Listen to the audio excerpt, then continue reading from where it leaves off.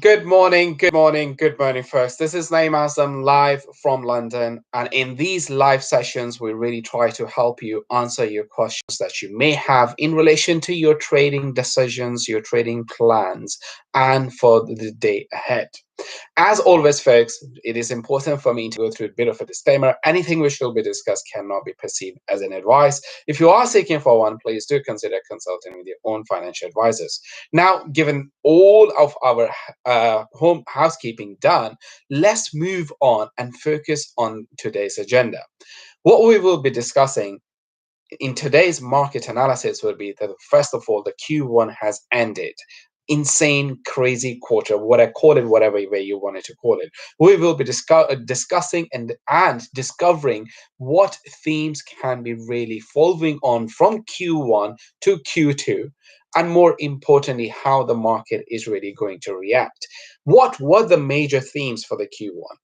That is very much going to be the focus. But what are the key takeaways from that? What lessons can we learn from them? I will be covering all of these ones in much greater detail. And if you have any questions, feel free to comment, feel free to ask me, because as always, folks, this is your opportunity to ask me questions while I'm live, right? And of course, we will be also looking at the big event which is taking place today. Of course, I am referring to the OPEC meeting. And the outcome of that is going to have a massive influence on crude and on Brent prices. Now, of course, if you haven't subscribed to our channel, I highly recommend you to do so, because this gives you an opportunity to get all the notifications the moment that we go live, and then you can come and ask me questions that you may have. And if you like the content, there's no harm smashing that button as well. So what were the key themes for Q1? Well, it was mainly about meme stocks, those GameStop, Frenzy, Saga, whatever you wanted to call it, but mainly about the battle between smart money and dumb money. What we call a smart money turned out to be very dumb money as well, because retail investors really gave a massive nosebleed to some of the big hedge fund names from Wall Street. Now, basically, what we experienced in Q1 was big, gigantic moves for stocks like GameStop, AMC, AMD, and AMC as well, Cineworld, American Airline, and several other companies within this arena. So investors were very much, retail traders, shall we say, were very much betting on companies which were either on verge of bankruptcies or didn't have massive uh, b- boosting business models. I mean, these particular companies wouldn't be really on the top list of hedge funds, but retail traders wanted to show hedge funds or institutions or money managers, they have the power to move the market in the direction they want it to. They can no longer be slave of institutional traders or their mentality. Now they have the control, and we've seen the evidence of that. Of course, there are many speculations in the market that retail traders have used their furlough money, their stimulus money, whatever you wanted to call it, and because of that, we've seen these insane or massive moves in there. Now, of course, some of those stocks have given up massive gains, but still they are holding on to decent gains. So that was one of the theme for Q1. And the second theme that we've seen is what we call institutional or smart money, giving excessive leverage to family offices, to money managers such as Archegos Capital Management. Now, of course, there was this talk that retail traders have too much leverage, meaning, when you have £2 in your account, the bank or your broker will allow you to trade more, three times more than what you have in your account. These institutions, or smart money, shall we say, allowed the family offices or money managers to have a massive leverage as well. Now, of course, all of this gathered attention of the lawmakers, such as the SEC, which is the Security Exchange Commission, or the watchdog, shall we say, to look at what exactly was happening in the market. They came back and then they said, let's call all the banks and have a conversation with them, because this is not correct, the way that they are giving leverage. So now in the Q2, which has started today, we are going to see massive regulatory pressure on all sides as well. So not only targeting retail traders, but also the your leverage, your family offices, money managers, and hedge funds as well. What will be the impact of that on the market? I mean, that is the question that you guys probably wanted to know. You guys may wanted to ask me, name, okay, it is great that you have explained that, but what is the influence of that? The inference is if margin, if leverage or margins been reduced, we could see less volatility in the market in the Q2. However, let's make no mistake, because very recently the US President Joe Biden passed another stimulus package of 1.9 trillion. This means that Americans are have another check of a 1400. They have more firepower once again to go back into the market and start buying those meme stocks, any of those stocks which are on Reddit forums or any other social media platforms, and they will start going after those particular stocks and really pushing those stocks once again to the upside, because they have money and they wanted to teach institutional investors or the banks or money managers or family offices a lesson that you cannot control the narrative anymore. That is really going to be the message. And we are likely to see the repeat of the same episodes again.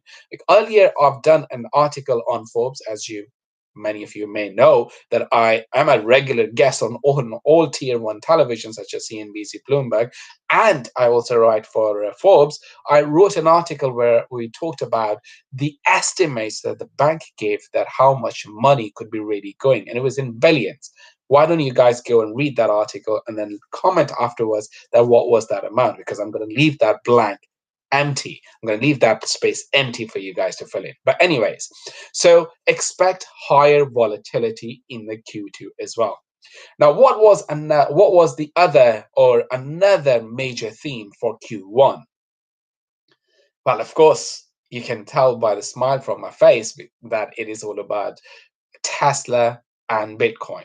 Tesla buying Bitcoin by using its money from the treasury system was the biggest event for me, or for the crypto community, shall we say, because now Bitcoin has become a mainstream investment, where Goldman Sachs to Morgan Stanley to Wells Fargo, BBVA, because more recently I had a panel with the Bank of England and HSBC and BBVA, where we talked about this one, and they are giving direct access to their clients to buy Bitcoin. So really, the rally has started in relation to that, and that is going to have an influence on other S&P 500 companies as well. We could potentially see more news in the Q2 where other companies can follow the footsteps of Tesla and perhaps start diversifying their treasury system, their cash balances by buying Bitcoin. Now, folks, if you are loving the content, if you're liking the content, there's no harm in smashing that like button, because it really helps us on a YouTube channel to get into the Google's algorithm. And of course, subscribe the content as well. Now, moving on to from there to in today's event about OPEC, how that is going to happen. Now, first of all, we have 7 million barrel, which is being kept out of the market because of the production cut. Why those production cuts were done? Those production cuts were done because of the coronavirus influence. Remember, crude oil and crude oil futures falling into negative territory last year because of an oversupply concerns. It was then OPEC came together, OPEC Plus, and introduced a supply cut. So still, until today, we have a 7 million barrels which is still out of a market. It is not inside the market. Or OPEC Plus hasn't increased its supply by the same amount. So today, we are expecting no change in terms of a supply or any significant change in supply, and that can boost crude oil and Brent oil prices to the upside later when the decision will be announced. Of course, if there's a smaller bit of an increase, that is not really a major concern. But anything significant could really push both crude and Brent prices to the downside. Now, how big those moves could be, we can discuss that. And very soon, I'll be sharing these charts with you because I'm looking for a good software to share my screen. So, in terms of a downside move, make a note of that. For crude oil, we'll be looking at 55. That is where 100-day simple moving average is trading, and on the top side at 65. As for Brent, the downside is in around 58 and the upside between 68 to 70. So these are the price levels that I'm very much looking at on the back of this one. Now, I have the last bit that I wanted to discuss with you guys is about crypto specifically. Earlier today, I have done a video for Ethereum and Bitcoin explaining why the next 24 to 48 hours are immensely critical for both of them, because either we're going to see Bitcoin prices moving 10,000 to the upside, or we could see, meaning 70,000 price level, or we could see the price falling all the way to 30,000, or perhaps 40,000 is a done deal, if and then from there to 30,000. Now, as for Ethereum, it is a $500 move that I'm very much focused on. And what factors are going to drive that? Again, that is done in our technical analysis video. The link is over here. Do click on it and do let me know your thoughts as well. What do you guys think? Which way the price is going to go? What are the factors that perhaps I have failed to mention over there, or I completely forgot to mention them? Do share those thoughts, because it is a collective oversight of everything which really matters. But according to the technical analysis, I think on the daily time frame we have a very bearish pattern formed, but confirmation of that for Bitcoin is going to come from the 4 hour, and the 4 hours confirmation going to come from the 30-minute. And then we will see which way the prices are really going to go. That's all for now. If you enjoyed the contact, stay with us. Tomorrow, again, we will do the same and give you guys the flavor of a market. Don't forget to subscribe and like. Thank you.